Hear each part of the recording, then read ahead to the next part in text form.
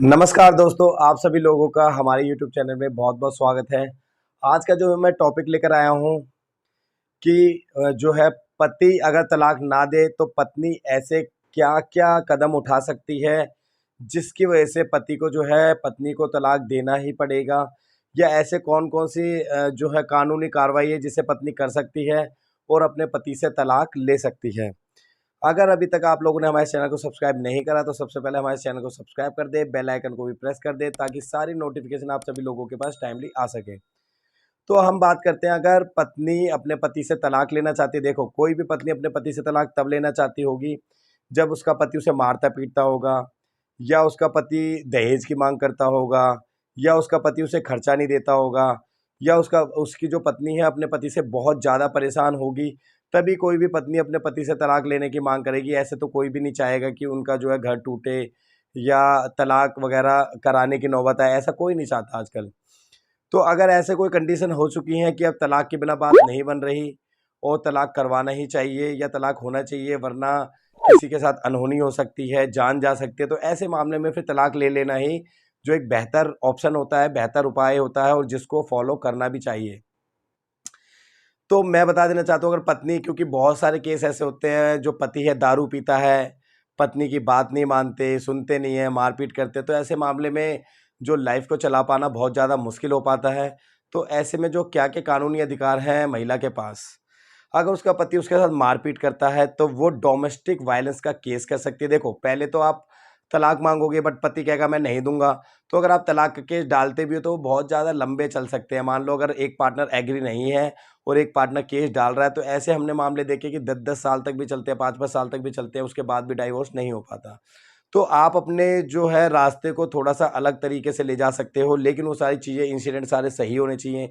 जैसे अगर आपके साथ मारपीट होती है तो आप लोगों को तलाक से पहले डोमेस्टिक वायलेंस का केस करना चाहिए।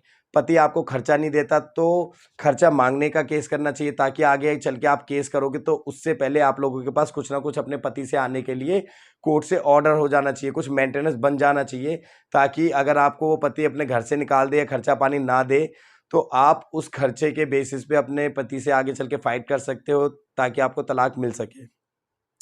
आप अपने बच्चे और अपने खुद का खर्चा ले सकते हो। जो सीआरपीसी 125 मेंटेनेंस की एप्लीकेशन कोर्ट में लगाने के बाद आप वहाँ से अपने पति से जो है खर्चा ले सकते हो, उसके बेसिस पे अपने केस को आगे चला सकते हो। आपके साथ मारपीट होती है तो डोमेस्टिक वायलेंस का केस कर सकते हो, पति पे या उसके घरवालों पे भी कर सकते हो। अगर उन्होंने आपके साथ मारपीट करी है तो उसके बेसिस पे भी जो है पति के ऊपर दबाव बनेगा। बहुत सारे केस, अभी पीछे भी एक केस आया है जिसमें ज़्यादा 3 महीने के अंदर जो है दहेज के मामले के चक्कर में झारखंड में एक महिला की जो है उसके पति ने मतलब हत्या कर दी इस तरीके से। तो ऐसे मामलों से बचें। अगर आपको लगता है कि शुरू में ही आपके साथ दहेज वगैरह माँगा जा रहा है, कुछ माँगा जा रहा है, तो अपने घरवालों को बता के रखें। कोई भी दहेज माँगे उसे दहेज ना दें, क्योंकि अगर आप एक बार अगर कुछ भी चीज़ दे देते हो तो उनकी डिमांड बढ़ जाती है, फिर वो माँगते ही रहते हैं। तो इस चीज़ के खिलाफ कदम उठाएँ। अगर आपको लगता है कि कुछ भी ऐसा हो रहा है तो आप जो है 498 का जो है केस आप कोर्ट में कर सकते हैं। उसमें क्या होता है, दहेज के खिलाफ अपने पति या पूरे ससुराल वालों के खिलाफ आप लोग केस कर सकते हो। उसमें आपका केस मजबूत होता है, वो क्रिमिनल केस होता है, उसमें उन्हें सज़ा भी हो सकती है। तो जब इस तरीके के आप 4-5 केस डाल के रखते हैं, फिर उसमें क्या होता है, पति को लगता है मेरे चक्कर में मेरे घरवाले भी परेशान हो रहे हैं, सब हो रहे हैं, तो फिर वो लाइन पे आ जाता है।